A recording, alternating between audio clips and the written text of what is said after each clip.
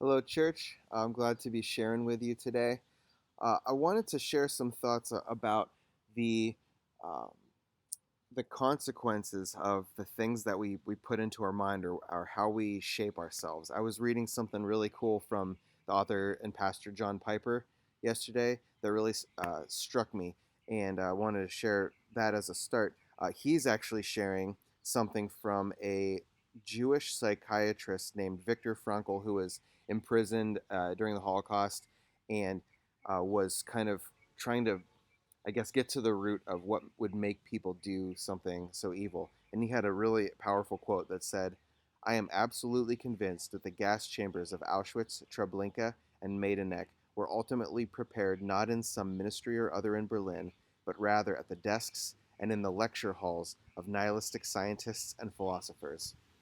In other words, what he's saying is that uh, the root of good ideas or evil ideas start with the way that we see the world and the way that we choose to think about the world. And so I wanted to take that to into scripture.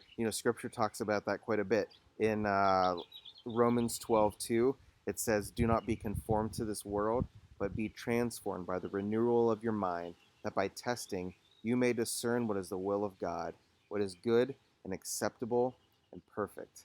In 1 Peter 1:13, he says, "Therefore, preparing your minds for action and being sober minded, set your hope fully on the grace that will be brought to you at the revelation of Jesus Christ." And in Philippians 4:8, he says, "Finally, brothers, whatever is true, whatever is honorable, whatever is just, whatever is pure, whatever is lovely, whatever is commendable, if there is any excellence, if there is anything worthy of praise, think about these things."